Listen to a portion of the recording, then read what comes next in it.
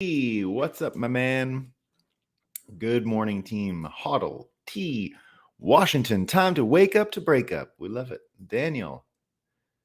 Good morning, Bitcoiners. Indeed, B for victory. Bon matin. Good morning, Bitcoiners. We love it. David, hope you're doing great, man. Thomas, good morning, conspiracy theorists, Bitcoiners, and awake outcasts. I like it. I like it. I like it. Good morning. Sats Stackers, thank you, Robert. Robert Joseph, good morning to all. Let's orange pill today. I couldn't get this AI to give me good orange pills coming out of that purse for my image today. It just wouldn't. I got some pill bottles. I could not get it to do orange pills. I wanted orange pills, not the coin. It's got to learn more things than the stupid physical coin, too, for the Bitcoin logo, but that's okay. We're complaining about our efficiency of AI, so we're still living in a golden age-ish type period. And that AI is getting better and better all the time. Good day, Bitcoiners. Let's go. Thanks, Nick. Hope you're doing great. Good morning, all. Good morning, Bitcoin Pilgrim. Greetings from Florida, where Bitcoin is the sunshine of our financial future. Yeah, your governor did pretty well yesterday. I saw him on the Bill Maher show, and he didn't sound like an idiot. So, like I said, we've never really been against DeSantis. He just got a lot of bad advice, and his followers online are mentally ill, I think. So that's another one of the problems. But that's okay. We think he's great. Probably not going to be the president, but and it was funny if you saw it. Bill Maher kind of ribbing him, like, you're not going to win, right? Bill Maher came up with the actual kill shot months ago for DeSantis. He called him the tribute band, right? The cover band. You can't, no one wants to see the cover band. We talked about that a few times. Very correct. Very correct. Did I ever? Oh, enmity. Did I ever? Well, it's broken. I did break it. There's like a scanner and a photocopy thing in it too, and that got a punch, and that the glass broke. So it doesn't photocopy anymore. Not that it ever really did. Like, paper jam, out of ink if you print two papers. The whole thing's a fraud. I did not shoot it yet, but I don't really use it anymore, and I might just shoot it one day. We'll see. For fun, right? Just give it a little gunshot. Might just start silently one day. You might get the way it used to look with the view of the mountain, and maybe you'll just see me walk out there with a gun, and the audio probably won't be on, but you'll see the end of it. You'll see the end of it. But I've sort of engineered it out of my life, so I haven't even used the printer since the last time I threatened to blow it away. But it could happen. It could happen, Enmity. The sun and the moon are in the sky this morning, and Bitcoin is running. It's going to be a good day. Shroomski, I was talking about that the other day. Isn't it funny how when the moon is full, it is literally coordinated, timed for sunrise and sunset, that it's the exact opposite. It's amazing. Absolutely amazing. I didn't know that before until I got the Apple Watch and I started really paying attention to lunar and solar cycles. I had no idea about how linked they were. I mean, many times I would see the big bright full moon on the horizon rising at sunset. I just thought I got lucky every time. I didn't know it happened, like that it was timed on the month to do that every month, which is amazing, right? All right. We got moons coming up and suns coming up, and all that's staying the same. It ain't changing, right? And Bitcoin's running. So all that's left for us to do, let's have a coffee and talk about what's new. There we go. Now, I'm ready for Moscow time. Are you guys ready for Moscow time? I'm ready for Moscow time. Remember what I always tell you about word salad being a sign of cognitive dissonance, right? So Mike Pence gave his reason for running for president, and it was on CNBC. Scott Adams was talking about this yesterday. Isn't it funny that NBC and NPC are almost the same word? That NBC creates NPCs, that NBC is the programmer of NPCs. And by the way, PBS had the NPC as its logo for years in the United States, right? So they're sort of telling us what's going on, right? The simulation is not that clever. It can't really help. It can't really hide that it's there, right? The moon and the sun and these things, and then all of a sudden it's NBC is the NPC programmer. If you believe all that, maybe, okay? Keep going with your evolution theory. I'm going to stick with a simulation theory. Thank you. Here's word salad. All right. This is word salad. This is Mike Pence explaining his candidacy. Okay. President Donald Trump and several of his imitators in this race are walking away from what common sense conservative agenda that has defined our party for more than 40 years and embracing the siren song of populism unmoored to conservative principles. All right, that's his pitch. He's going to get a lot of votes with that one. Go, Mike Pence. Go, Mike Pence. This one's good. This is Canada. Canada. It is Canada has a lot of resources that they export. The greatest one is their fake news. It's just pound for pound. Canada is absolutely the most amazing. It's like the Lionel Messi of fake news originators, right? What is the population of Argentina? Like 50 million or something, and they produce someone like Lionel Messi. Canada is like 40 million or something, and they produce fake news like this. Right? Here's CTV News. Canadian television news. Some hospitals are bringing back masking, and the general public should consider this fall too. Experts say, right? The experts are saying that because the hospitals are going with masks, you should too, right? You should do it. This one's good. This comes from the Philly looting again, right? Philly looting riots are wrong. But so is ignoring what is driving the behavior. According to the Reverend Dr. Martin Luther King Jr., a riot is the language of the unheard. The city isn't listening hard enough. All right. One of the girls who got arrested, right, for looting and rioting, actually live streamed it. So was she heard or not? I don't know. I think about a few million people watched her live stream and were like, why are you committing crimes live on air and bragging about it? She's earned the name Meatball. She's become Meatball on the internet. These are great. All right. So this is MSNPC again, with a couple of the headlines about what's going on with the lockdown, with the government shutdown. So that's going to be our theme today. We're going to be talking about the power of the purse a little bit. But of course, now it looks like there will be a government shutdown. Ooh, government shutdown in the United States. What are we going to do? So they're all single spending bills. All that it means is they're actually going to vote on everything and not throw like money for cockroach control in sub-Saharan Africa, along with allocating and earmarking money for New York City gutter, rubbish removal or something like that. They just throw everything into the same bill, and that's what these omnibus bills do, right? So that's been a problem for a while. People have been talking about it for a while, what a problem it is. But MSNBC has a big problem with it being split apart, right? So here's their language on MSNPC. These Republicans are turning their backs on all of these people, and they couldn't care less, Joanne Reed says, about the far-reaching impacts of the government shutdown. Cruelty is the point with MAGA extremists. Cruelty is the point, right? That's what she says. And this one's great here too. The MAGA wing of the party would rather prove a point than help serve the daily lives of hardworking people. The White House comms director, Ben LaBolt, says about the looming shutdown, they're playing with fire here. This one's really good, right? This one's great. This comes from some Democrat from Texas, and this is what he says.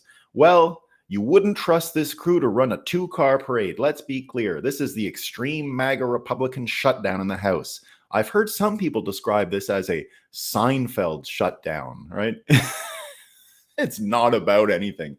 So if anyone is under 30 years old here, you have to understand there was a fake. So first of all, let me just even add another point to that, right? Before there was social media and TikTok and everyone was spending all their time, on their phones looking at that stuff.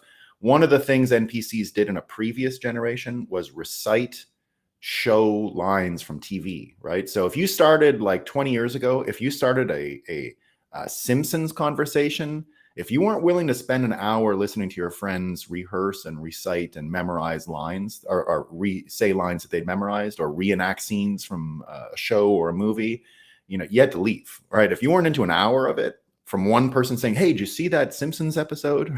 if you weren't ready to like do an hour of that, right? And there were people who were amazing at it. There were people who could do like whole episodes, right, of Seinfeld, whatever.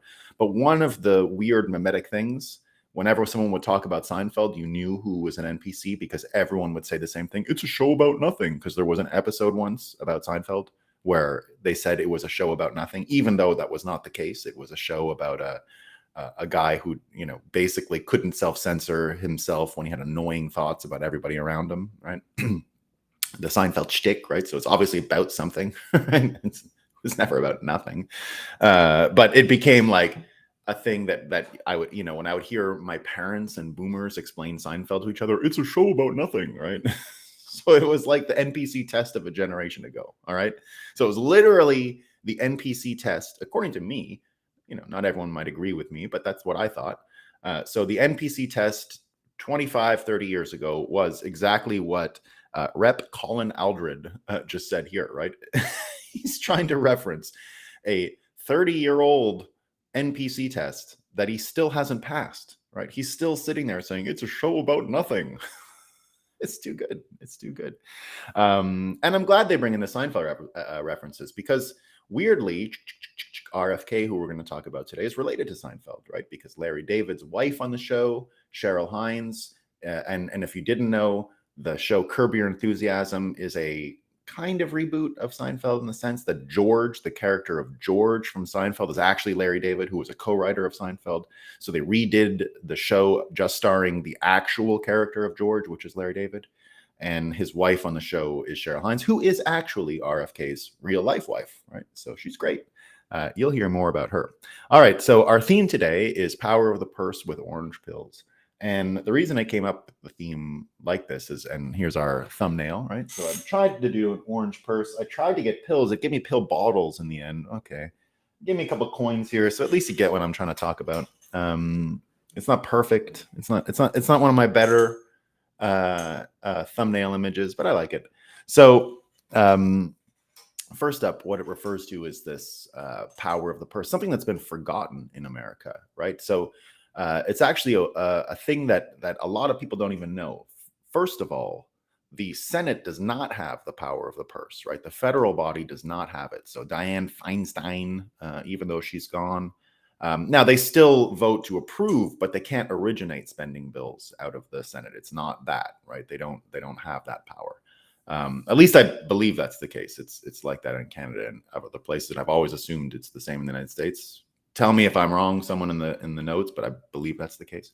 So spending really only comes from the House itself. The Senate in the United States is there to ratify foreign treaties, like the Senate does foreign relations, right? That's a big part of what it does.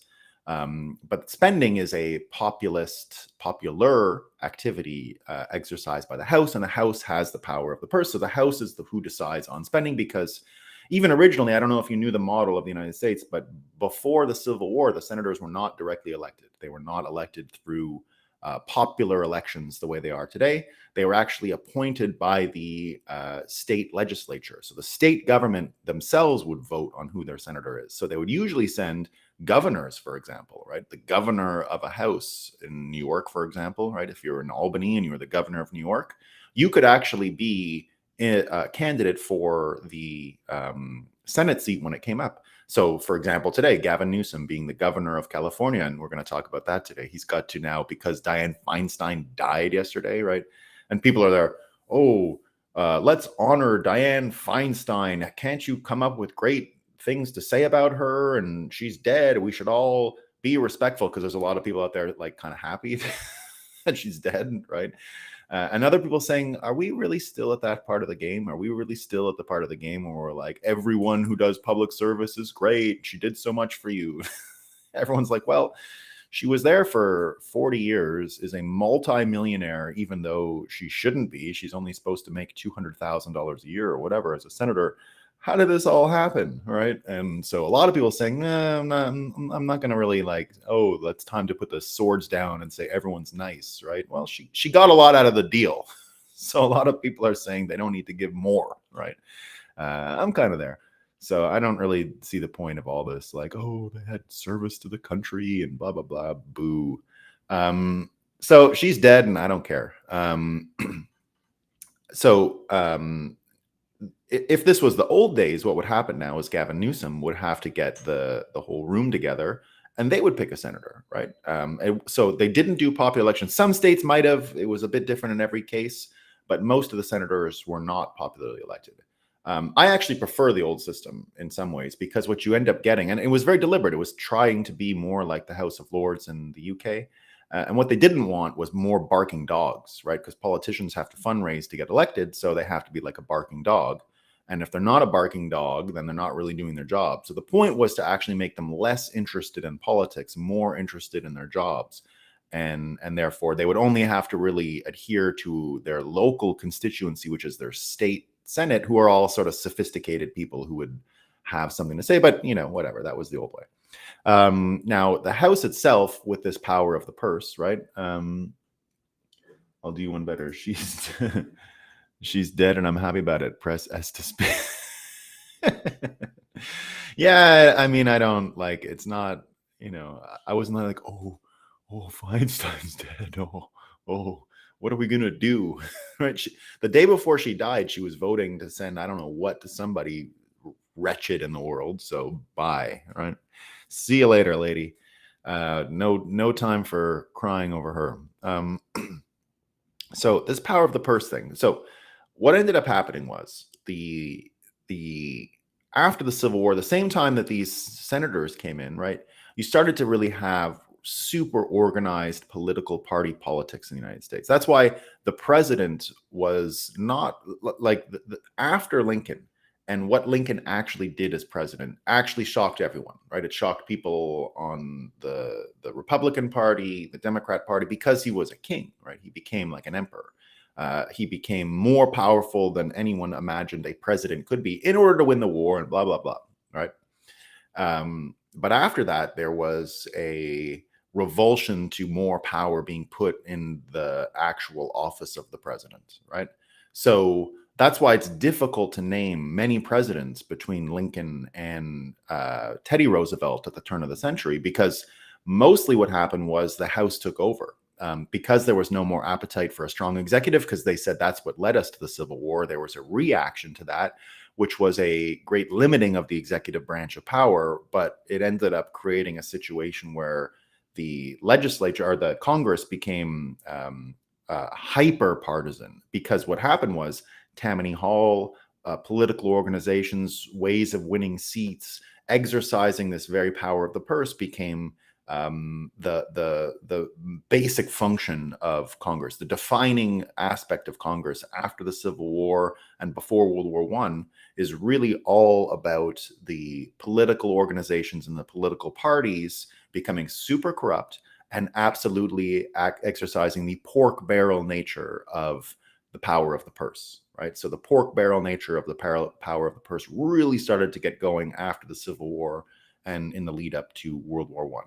And again, that's why, I can name a few of the presidents. U.S. Grant is an easy one, because of where I live. There's a president born in the Canadian side of where I live in Vermont. And there's pictures. There's like the fake place he lived in Vermont is nearby my place too. We had a couple of presidents from Vermont, by the way, especially in this period, right? Calvin Coolidge a little after. But there was a president who was born in Canada. They said he only lived in Canada, but this is all like literally right where my farm is, right on that border. There's a town about 10 minutes away, which is really where he's from in Canada. And then the town where they say he's from is on just a little dirt road off of where I live. 10 minutes in either direction, right? And the power of the purse thing that happened after that was because these political parties became so well organized, so corrupted, that they really entrenched the political party aspect, Civil War and everything after, really entrenched ground level political organization. And these people became super powerful, right? The congressmen of their time became really powerful, corrupted, but powerful. Now, again, you can think of everything as action reaction all the time throughout this, right? So they are in charge for a long time, and the executive branch is nothing, right? Now, that leads America directly into the Great Depression in the end. And when the Great Depression happens in the end of the 20s and the 30s, that polarity flips again, and the executive branch becomes the building block and the primordial center of the republic. And that's where all power ends up being exercised from Franklin Roosevelt on. His uncle Teddy set the stage for that, right? He started the reconsolidation of power in the office of the president. I've mentioned many times that Teddy Roosevelt defined what we know of as the president today. Before Teddy Roosevelt, the president was thought of, other than Lincoln, which is the anomaly, was thought of as a quasi-royal, right, who put their feet up on the desk and waited for real trouble to come. It wasn't an active job. It wasn't something you went and did every day. You went to ceremonies and you hosted parties at the White House, and that was about it, right? They never traveled out of the country. Teddy Roosevelt is the first to travel out of the country, and he did so to go to Panama because he had, created a situation where America stole the Panamanian Canal from the Colombians. The Colombians didn't really want it, right? It wasn't really like a thing that they were that interested in. And they weren't able to really protect it the way the Americans knew they could build the canal, so they did everything. They created a separation referendum in Colombia, so Colombia lost this new country that America created, Panama. And then Americans did shock the world and were successful in building the Panama Canal, which is one of the most amazing engineering stories you'll ever hear. The amount of things they invented through the building of the Panama Canal, controlling malaria, for example, right? They brought a doctor in who knew basically the name. They named every mosquito, every individual mosquito that was on site when they were building the Panama Canal, because that's where they learned about mosquito-borne viruses and what mosquitoes actually did. All of that was actually invented by the construction of the Panama Canal. No one thought it possible. The French had already abandoned their efforts to make it. America walked in after their success of the Brooklyn Bridge. The Brooklyn Bridge was such a big deal in the world. Remember, the Brooklyn Bridge towers were the highest points in the world for a little while, right? They were the highest skyscrapers, if you will, in the world. And the fact that the bridge was a public piece of infrastructure that spanned the two islands of Long Island and Manhattan Island, and that it was made really for people to walk over, and that for the first time in human history,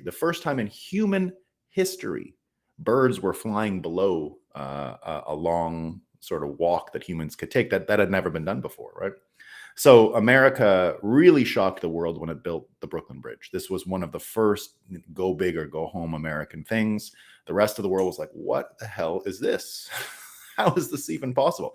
Speaking of, inventions, everything you know about deep sea diving comes from the Brooklyn Bridge construction. Caissons, the gear you would put on your head, the bends, the idea of the bends, they didn't know about that. The bends being, if you go underwater and pressure, it'll create those pockets of air in your brain and give you like incredible sickness that you can never recover from.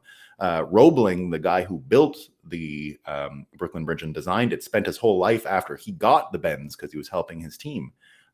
He had to watch the entire construction from an apartment he bought in the Manhattan side, so he can watch the construction from his window every day. But caissons, like sinking a container into the water that has air in it, so you can operate underwater and dig a hole. But that was invented for the Brooklyn Bridge. They didn't even know how to do that stuff before. So the Brooklyn Bridge gave Americans engineering confidence that no one in the world had ever had. So they went to the Panama Canal. What we know of Teddy Roosevelt comes from that period. He traveled down there and actually ran an excavator. There's a famous picture of him like running an excavator and digging holes and everything, right? That's literally the first trip a president ever took off of out of America while being president. Washington, of course, did take a trip outside of America before he was president, where he lived in my house in Barbados, right? So he actually lived in the same house I live in Barbados. So it's pretty funny. Teddy Roosevelt also invented the song "Hail to the Chief," right? When the president enters a room, that didn't happen before. When George Washington was president, he didn't walk in and then everyone went da na na na na na na na na na. That's entirely Teddy Roosevelt. He liked the idea of it. He's like, play the song, right? I want to walk in, you play the song for me. And so he invented that. But what happens when his uncle, or his nephew, becomes president 30 years later, is that he does this opposite thing. He completes the mission Teddy Roosevelt was on, which was to reconstitute the job of president. And when FDR becomes president, it's a reconsolidation of all power into the executive branch. And that has persisted more or less until today, right? We are still living within the wake of those changes that happened at the time. And over time, Congress, because it became a disgusting institution at the time of Roosevelt fought Congress, right? The original Roosevelt, because of Tammany Hall and the corruption. And they were the ones paving the way for all of the trusts, right? The bank trust, which became the Federal Reserve, Standard Oil Trust, all these trusts. He was a trust buster, Teddy Roosevelt, right? So he came in and did all this stuff. So the power of the purse ends up being one of the casualties, because as power is consolidated into the president's office, the actual Congress starts to become less and less interested in details. And that goes over amount of time, right? Until we get to today, where they don't even understand what's happening. It's all just now. I'm not saying these amendments and spending bills attached to bills is necessarily wrong. It looks like it's been the only way to get things done, right? So I'm not here saying there's a right and wrong way necessarily. It's one of these pendulum things, right? It's absolutely a pendulum thing. There came a time when we couldn't trust them because they were doing too many small spending bills and all this stuff. And then it moved into these big omnibus bills that we can't understand. Now, at least they got stuff done, right? Well, I don't know if that's really the case, but that it is what it is. It turned into that, right? So now we've been at a point where everyone knows these omnibus bills are stupid and wrong.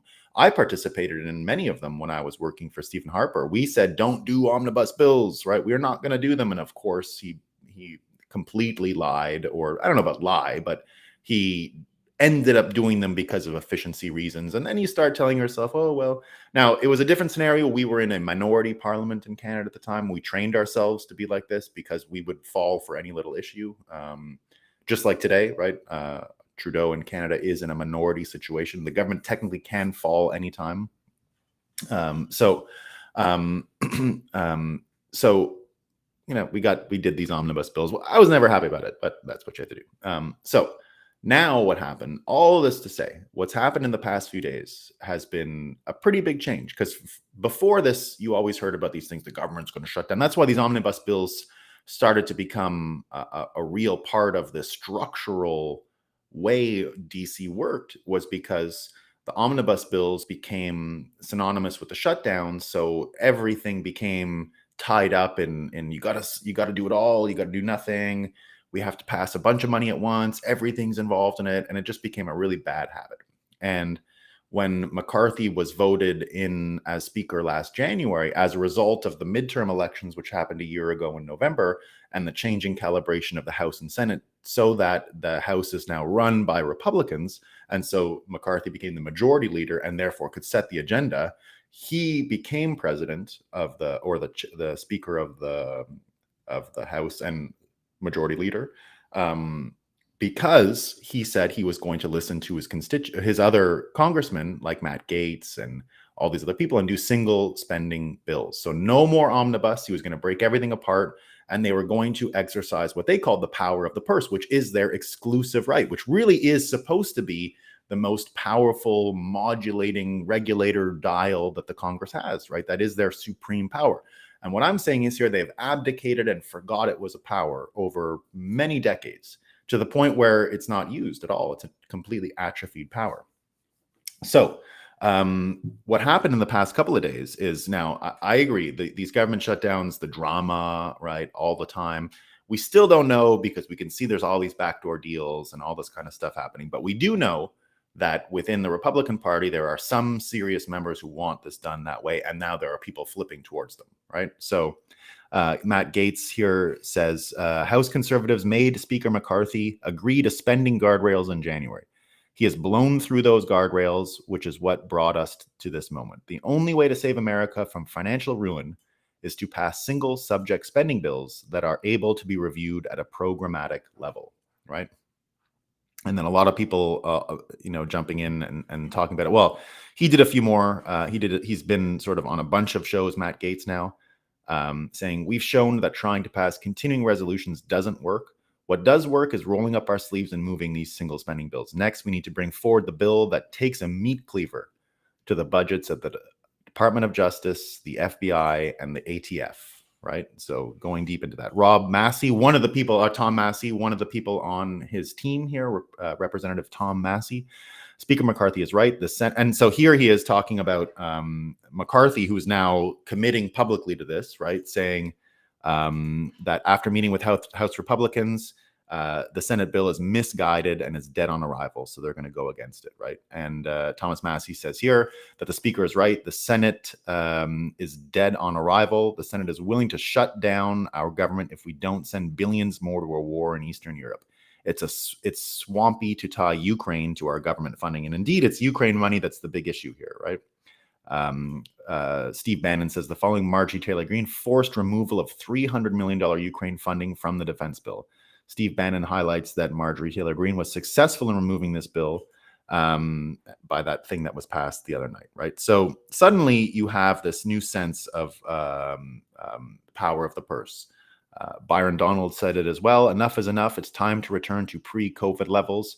During the baby formula shortage, Joe was nowhere. Dems wanted to spend more. NYC is building migrant shelters and parks. Dems say there's no crisis. We all see through it. Secure the border and eliminate reckless spending, right? So that's what he says. So now this argument that the power of the purse is sort of a long, latent power, right? Yeah, Daniel says the Nakamoto Trail. That's what I think. I think we can build, like I've said, civic infrastructure is one of the most important symbols that we're out of war and that we're successful in doing great stuff. And the systems you use to build that civic infrastructure tells a lot about the system that's in place, you know, at the time. So that's why I continue to believe that Bitcoiners need to prove voluntarism works. We can't just keep saying, oh, you know, the number one argument against us right now is who's going to pay for the roads? What are you going to do? Who's going to pay them? Who's going to pave them? Right? You gotta have an answer. You gotta have an answer. I can't sit here and explain to people, well, if we do this and then no one's going to listen to that, right? No one's going to get convinced by it. But if we show people and we prove that we can build something through voluntarism, we don't have to explain it. We can just say, hey, look at this. We built this through a clever system, and the system can actually be extended to build everything in America, right? So it's a really important. That's why I'm so keen on the Nakamoto Trail as an idea. We need to prove in reality that we can build physical infrastructure. Mining rigs aren't enough to convince the normie people that the incentives are correct to build actual stuff, and that's what you got to be able to do, right? Jevi says, we can be filled with orange sunrises and lunar space drops. Yeah, the space drops are coming, guys. They are coming. So what I mean is this power of the purse is accentuating and highlighting and is another action reaction, and really is bringing us back to a decentralized way of running America, right? The trend to me looks like we consolidated a bunch of power in the executive branch, and now we're letting it out and heading back to the actual House and the chamber. And that's kind of the opposite of what happened after the Civil War, right? And we are on these huge arcs here, right? These arcs are really important to understand because that's how the pendulum ends up swinging, right? The pendulum swings within the limits of these arcs, right? That's what makes the fourth turning such a good predictive frame and a good useful frame, is that you can see these arcs, which are generational, last the length of a human lifetime, are really there, and they set up trends which end up lasting this long and only reverse after these long 80-year cycles where you see the polarity or the pendulum aspect of it, right? So it looks like we're in a part of the pendulum where executive power has been exhausted fully, right? Which is exactly why I thought the Trump candidacy already in 2016 was so perfect, right? Because he was going to change the job. I thought of Obama as a television reality TV president already, right? I was not a fan.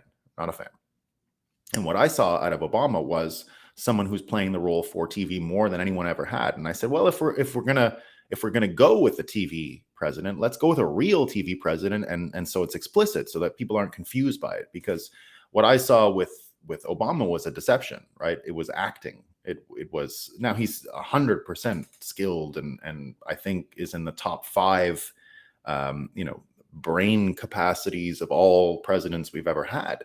But he lacked a lot of sincerity, like a lot, right? And well, at least that was my narrative bias and my perception.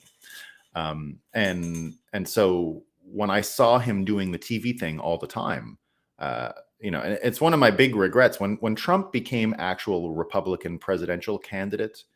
Trump, he went to the teleprompter. But before that, when he was the best Trump you'll ever find, which was candidate Trump, Republican candidate Trump, early 2016, late 2015 Trump, there'll never be a TV show as entertaining as that.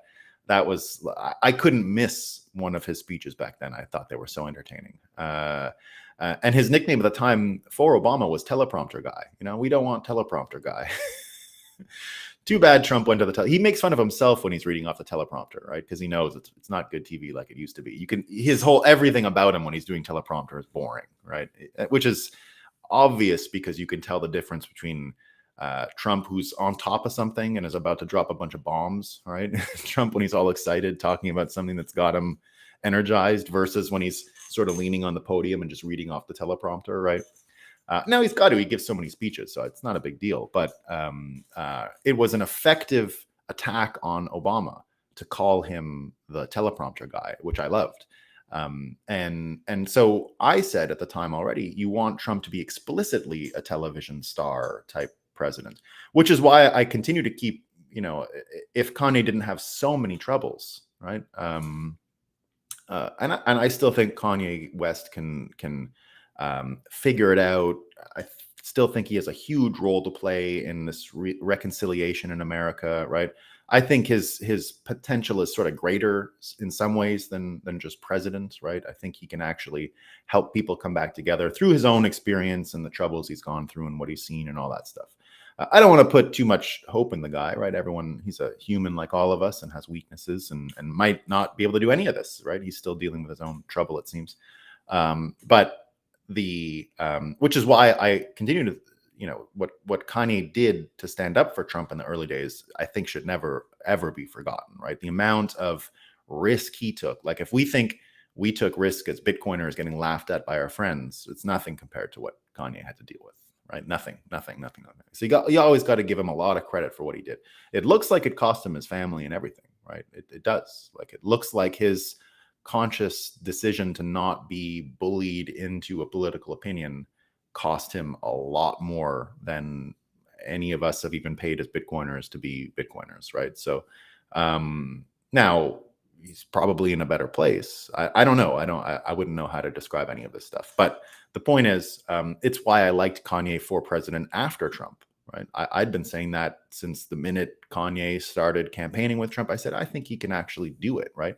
If you remember Kanye's original reason for supporting Donald Trump, do you remember what it was? It's one of the most amazing explanations you'll ever hear, right? Just like Kanye's impression of Bitcoin. You ever hear how Kanye got into Bitcoin? Kanye went to Bitcoin simply because someone tried to celebrate Harriet Tubman being on a new issuance of US dollars.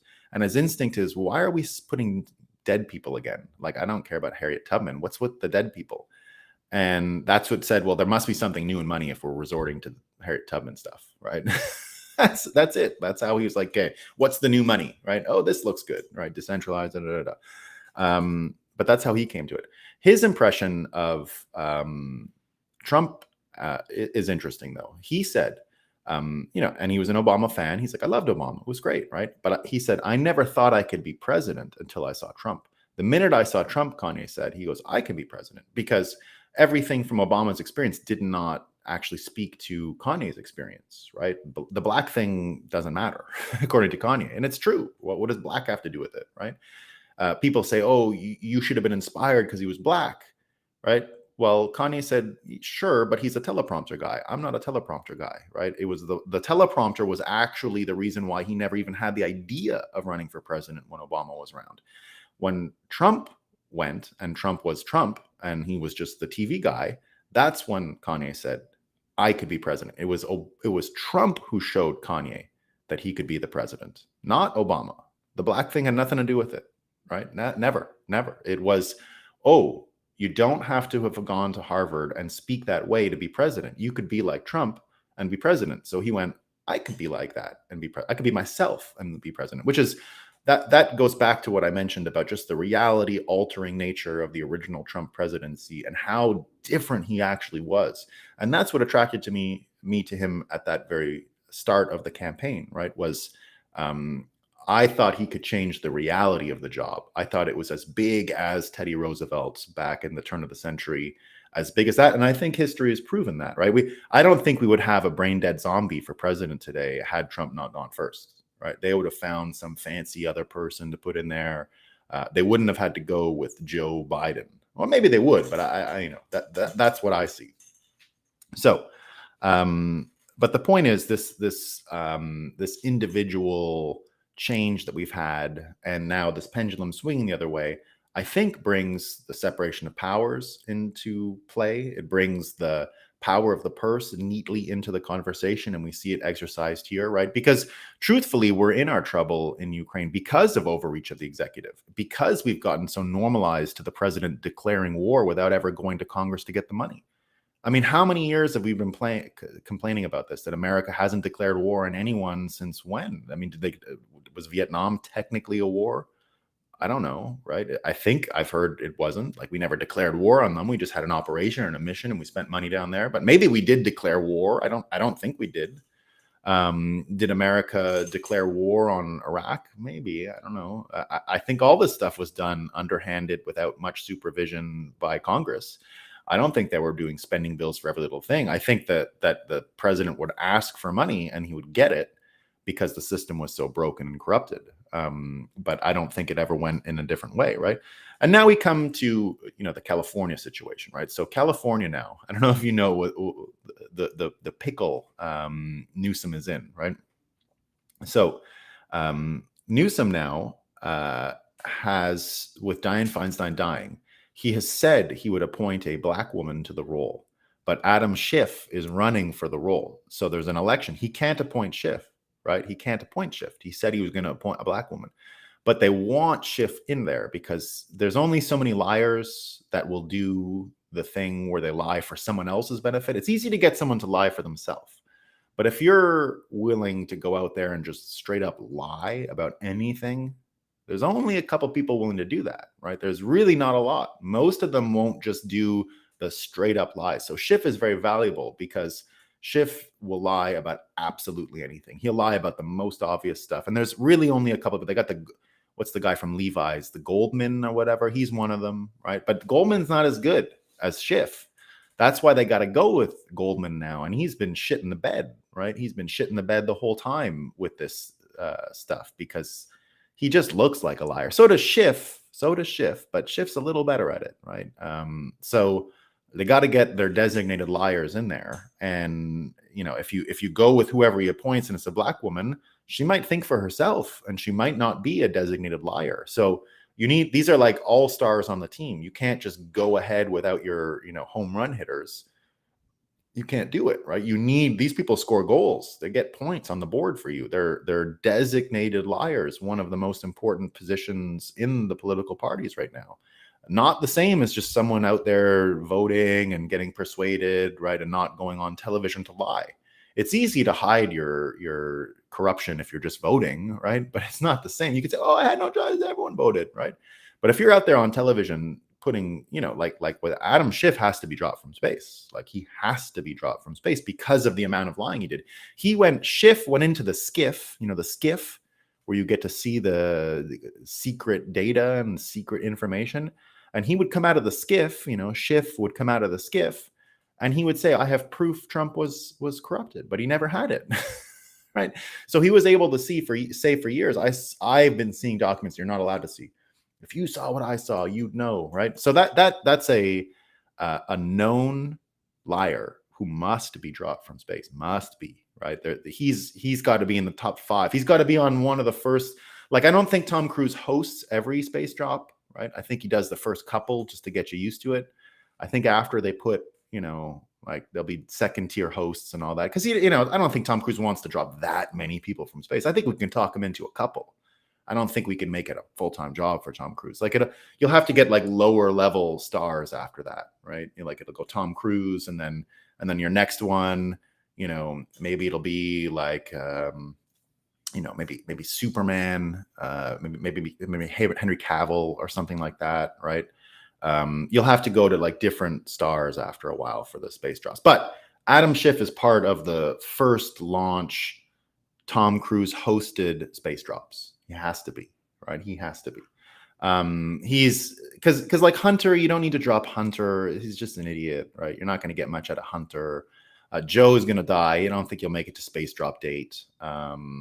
Clapper, Brennan there in the first round. And I think you got to put Schiff in that first round. I do. I think you got to get Schiff and Cruise in a conversation. Schiff was like a movie producer too, right? So they can talk about movies. It would be hilarious to listen to Tom Cruise talk. Yeah, so I'm going to make this movie next, and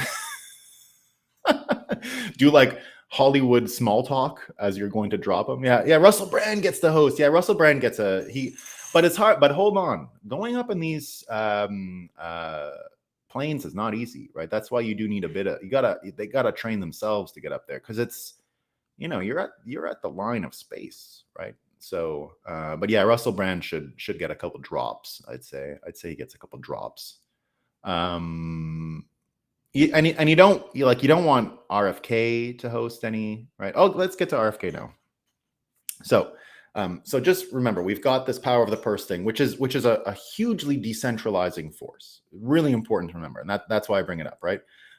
It's a hugely decentralizing force, power of the purse. So don't underestimate what's happening right now. Now, I don't care if it doesn't work out this time.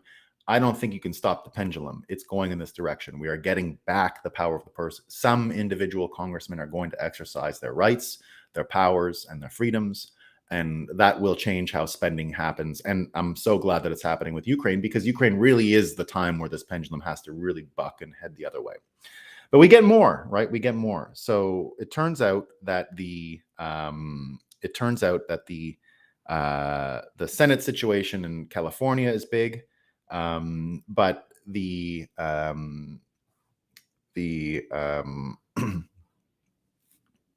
me just get this one here. The other one is, and it comes back to this California one, right? Because Gavin Newsom, of course, looks like he's going to be running, right? So they asked Donald Trump yesterday, right, if he'd like to run against Newsom. He goes, "I'd love that." And he says, "What could be better than Biden?" I'd love Newsom. I don't think that's going to work out. I think Biden is trying to limp along. So he's coming out and saying it, but not everyone's saying it. So you get Tucker yesterday saying, this is not going to be a race between Joe Biden and Donald Trump. This will be forced. These issues will be forced.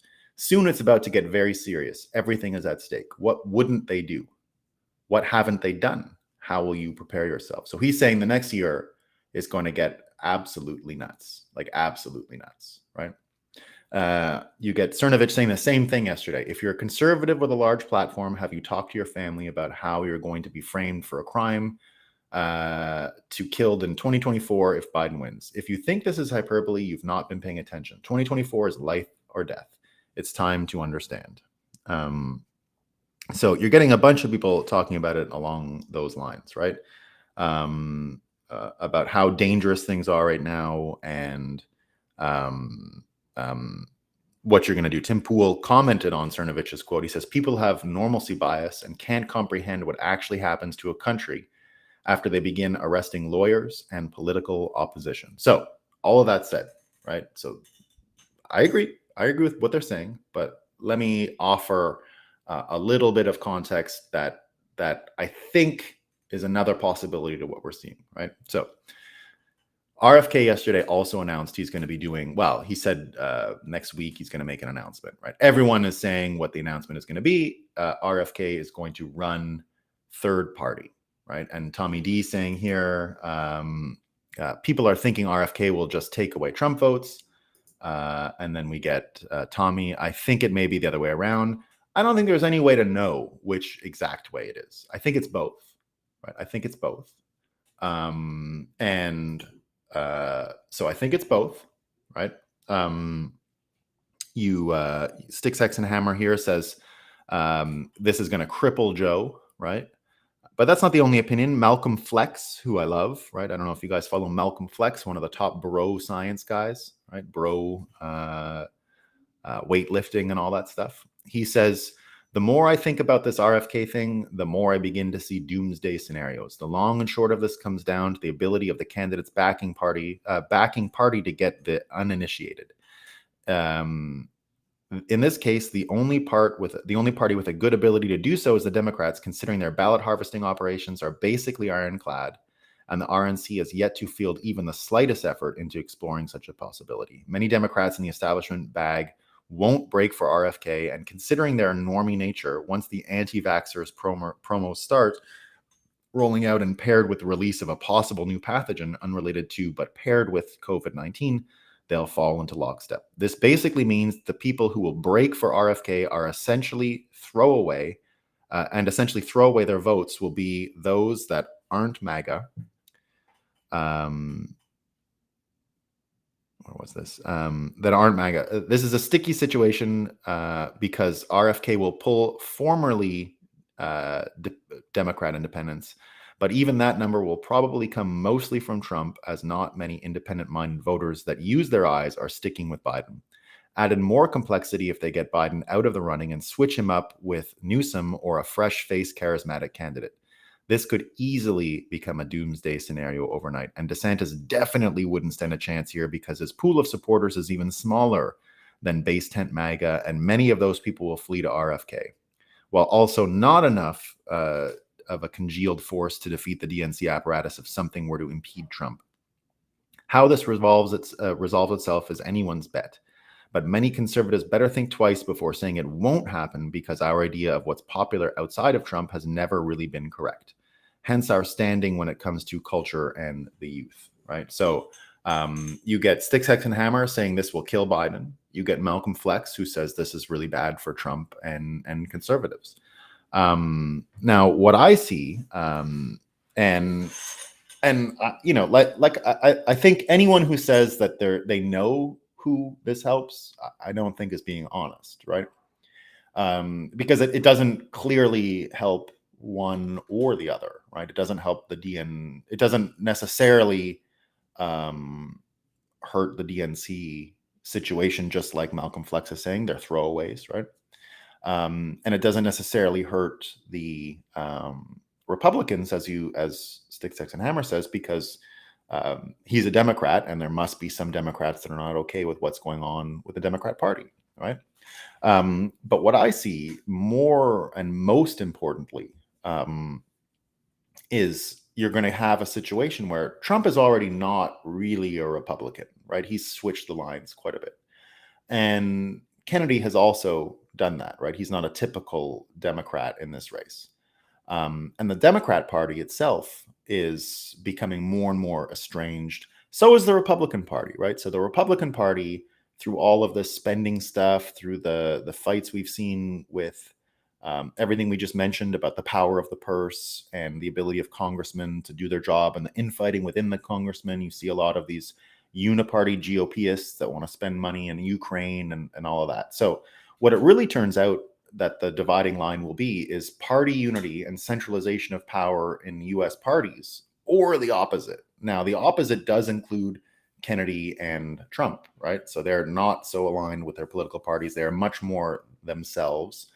And so I'll tie this back to what I said with Prince Philip yesterday, because I was doing a spaces with Prince Philip from Serbia.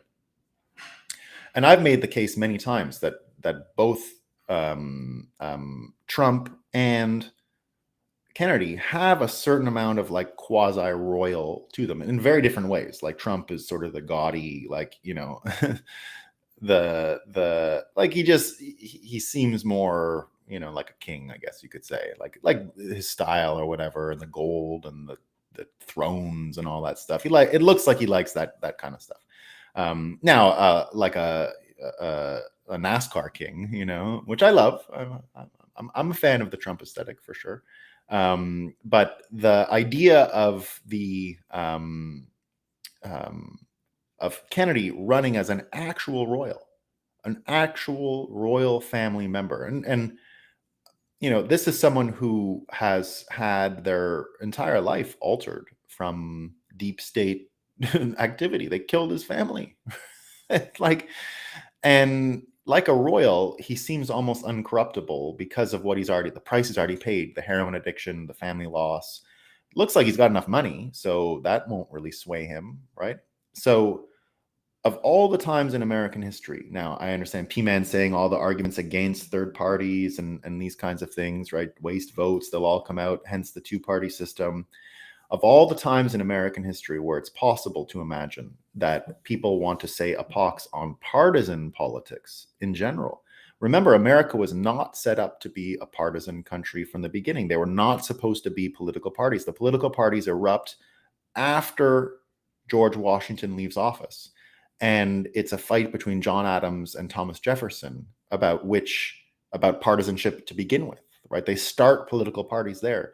The Democrats and the Whigs, Thomas Jefferson starts the Democrat Party at the time, right? Because of intrigue and all of these things. So the political party thing, just like power of the purse, is changed with the actual circumstances of how America was being practiced. It wasn't performed the way it was intended. Both of those things, political parties and the power of the purse, fell into political centralization forces. They became bound up by the political force of gravity that gathered them all and aligned them all. But that's exactly what's breaking, right? So I think we're finally at a point in America. Now, I understand that the point of two parties was to give Americans a contrasting set of policy options, and you'd want to gather a couple policy options together because, Americans are too busy, we're farming and all this shit. But this is a long time ago. At this point, with modern media and our ability to compartmentalize, and even that, the contrast is now so great. It's so great between centralized and decentralized, between states' rights and executive branch rights, between division of powers within the United States, federal government, and centralized powers within the executive branch. All of these contrasts are now so obvious that the contrast that sticks out most is not red and blue anymore. There's way more contrast out there. The point of political parties was contrast. The contrast is everywhere. So of all the times where Americans are primed to abandon one of these political party lines is now. It's now.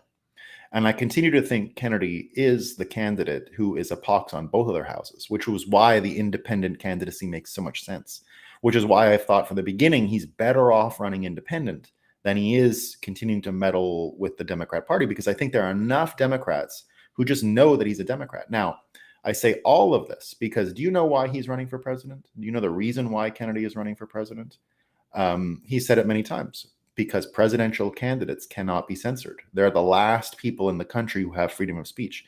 Elon Musk had to buy his freedom of speech. He has it. It cost him $22 billion, right? He's not getting kicked off X anytime soon, but it has come with a bunch of other fees, which is all the legal action being taken against him. And the truth is, if he was not the biggest Space Force contractor, he'd probably be gone by now. But nevertheless, he got his freedom of speech, right? I'd say Trump sort of has it back, just because everyone has to cover Trump and Trump is around. And technically he, I guess, is running for president, even though they're trying to censor what he has to say all the time. But what Kennedy has to say is that presidential candidates cannot be censored. So no matter what happens with the Democrat Party, he cannot be shut up between now and election day in 2024, which is the real benefit of his candidacy. Because he cannot be silenced between now and November 2024, you're going to have a loud voice for decentralization. You're going to have Trump trying to deal with his own party and the infighting, like they had the Lincoln Project on the podcast, the Patrick Bet David podcast yesterday. These liars who go around saying that they tried to go on the podcast yesterday to say that the insurrection was worse than Pearl Harbor and 9/11, right? And again, the PBD guys, they screwed up because they tried to argue it, right? Oh, how many people were dead and all these stupid things. I need this scuzzy guy from the Lincoln Project who is just one of the worst people you're going to find. Space Drop guy. This is second tier Space Drop hosted by Mark Wahlberg or Ryan Seacrest or Russell Brand. He is a second tier Space Drop guy, but this motherfucker is getting dropped. Right? Did you hear? Did you hear Trump say motherfuckers? He was giving an interview in California and he goes, "Oh, those motherfuckers," right? You gotta love Trump for that stuff too. We don't need the swearing, but it's still funny. So they start, the PBD guys are arguing, oh, who died more? No. The thing with the insurrection is you got to get them to explain it to you. Always. That's always the trick, right? Never do the thing where you start arguing about dead bodies and what it means to America, because these motherfuckers are just going to switch words on you and they're going to make it all about how you define bad and what's your measurement of dead body. It's disgusting, right? No. You do the thing that I do. What happened? What was that again? Insurrection. Sorry, I don't really watch the news. What happened? And then make them explain it to you. Right? They can't. They will fall apart. They will turn into melting ice cream in front of you. But they killed somebody, right? They can't do it. They can't. So they made a mistake here. They argued with a moron. Don't argue with morons. They can't learn anything, right? Make the moron explain their case and you'll win, because they can't do that either, right? So what I see with the power of the purse and political parties becoming less important and a changing role of the president is the possibility that the actual contrast in the 2024 election is going to be centralization versus decentralization. It's going to be states' rights. It's going to be California. It's going to be Texas. It's going to be Florida. It's going to be the power of the presidency, the power of each individual congressperson, and certainly the reduction of power of third-party groups like the IRS. You know, the IRS guy now arrested. Did you see that? Right, the corrupt IRS official, the one who shared all of Trump's personal information, is charged, right? And American appetite for what has happened with the centralization of power is going to become even more revolted at a further demand for the centralization of power. Even if they squeeze this in 2024, as Cernovich is saying, they lie, they steal, they cheat. It's true. We could be we could have another 4 years of absolute worse than anything we've seen today, right? That could definitely happen. But the reality of that starts going into the international scene. And the international scene, we talked about fourth turning these frames. Remember, the fourth turning frame is an American calibration. It's calibrated, as we understand it, to Anglo-Saxon world. Everyone else in the world has their own fourth turning. Everyone else has their own calibration. Not every generation lines up perfectly. I lived in South Korea for years. I've been and spent a lot of time in the Middle East.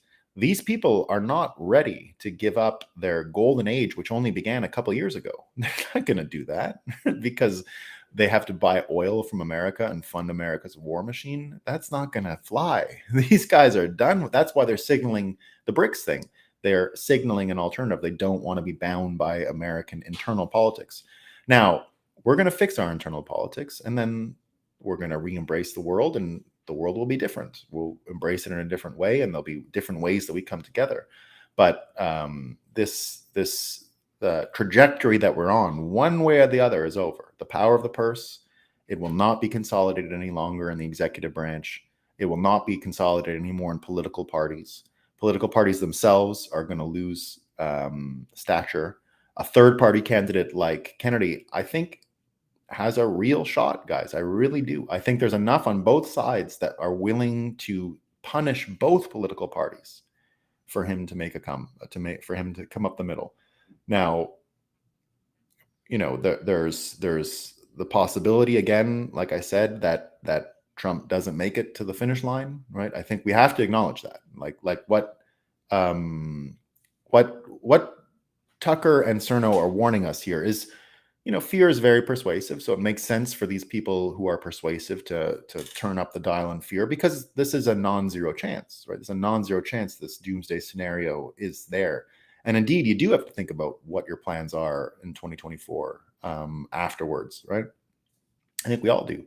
I know I've got my plan already, which is not so different than what I'm doing, right? I think I'm fine. Maybe not, but I can sort of stay out of countries pretty easily. And if I really needed to, I could head back to Korea or any of these places that I love and are home to me. I'm pretty international when it comes to that kind of stuff.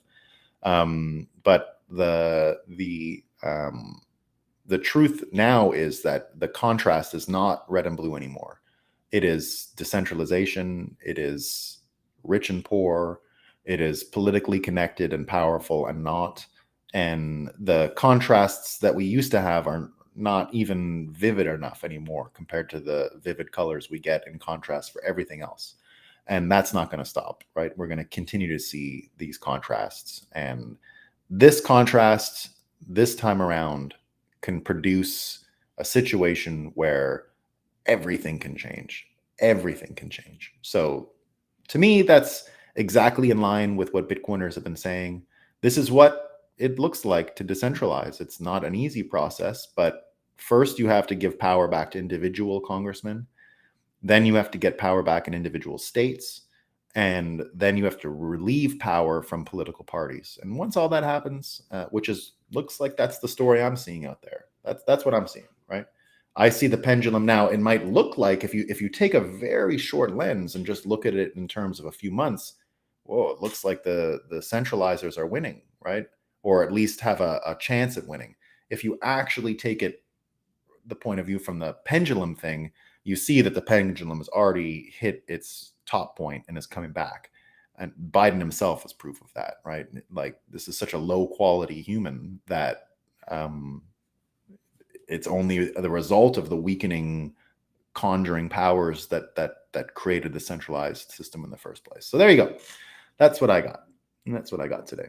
Hoddle T, Washington. I think a swing variable will be what happens to Vivek. If he's VP, then I think the RFK move hurts Dems more. That's a good point, Hoddle T. Yeah. Trump's VP, to be clear. Yeah, I like that. That's good. It looks like any good outcome of voting 24 must be Trump and RFK on some ticket, but RFK said he would not on the occasion that he would not run on such. Besides, RFK wants the presidency. Yeah, I mean, again, his campaign is to tell the truth, right? To be honest, that's literally what he decided would be his campaign. So, I don't think we would all like him to run with Trump, but I just don't think it's going to happen, right? He could run with Vivek, though. And I think a cross-party ticket is still attractive, right? Still attractive. If Vivek runs with RFK, I don't know if Trump can handle it. Trump's unique, so we'll see. And Bitcoin will be smacking it. That's what I'm getting at here, is that no matter what, the focusing lens, the way to understand 2024 will be Bitcoin, because it is going to be centralization versus decentralization, and the money is going to be a big part of that. So we're getting there, team. We're getting there. Change is inevitable. Let's flow with it. Yeah, exactly. There's not much and again, one of the messages along with what Cernovich is saying about all the trouble that's coming, right? So, and this is even Tucker on 2024 saying it's not going to be between those two. It'll be forced. These issues will be forced soon. It's about to get very serious. Everything is at stake. What wouldn't they do? What haven't they done? How will you prepare yourself? So that's Tucker talking again yesterday. And Jean Dutoit said the following. He said, "This is exactly right and so important. Become a better version of yourself. Speak the truth. As they grow darker, shine brighter." And I think that's why Bitcoiners are going to be such a force to be reckoned with in 2024, is because we've been focusing on exactly this, on our own personal strength for, in some cases, over 10 years. And so it's the contrast I've made many times. It's the fight between the MS NPC and the NPCs and the main player character energy.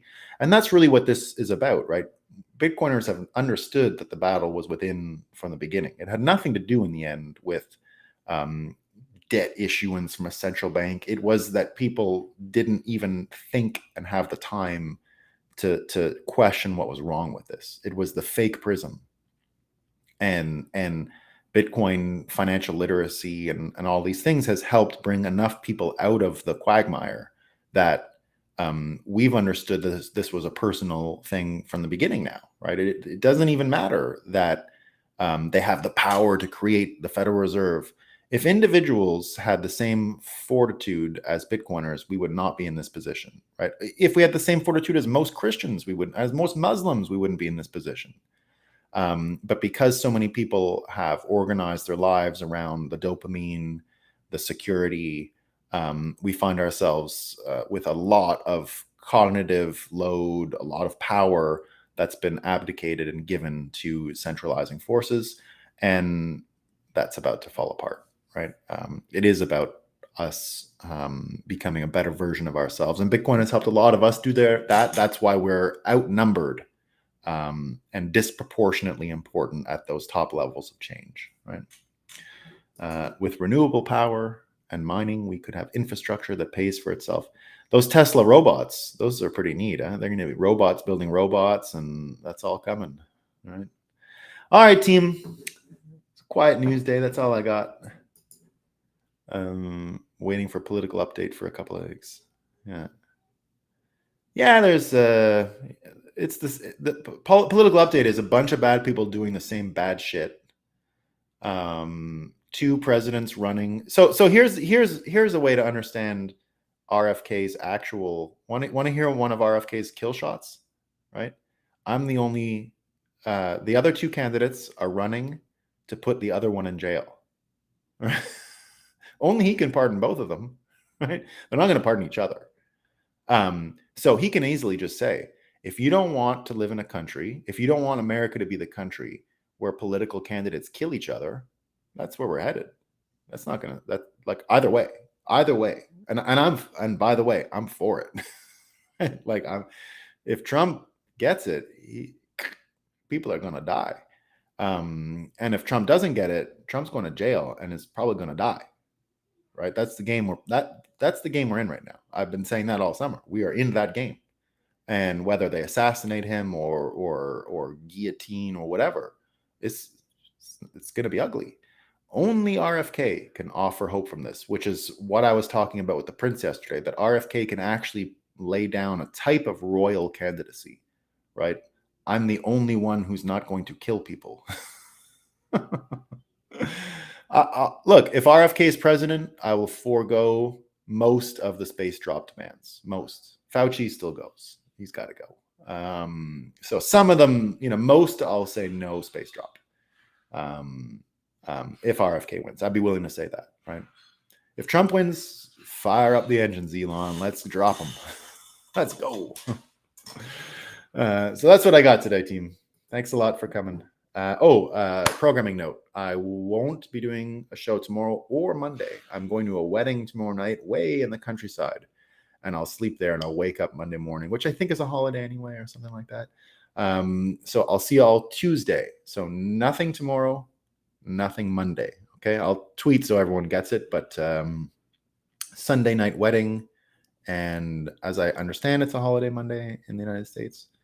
And where I'm like, the guy's kind of like a real a real hunter and a real rustic kind of guy. So his wedding is way, way, way in the hillbilly lands, and there's no internet or anything like that there. The barn situation, right? Country chic, which we love. All right, team. Peace.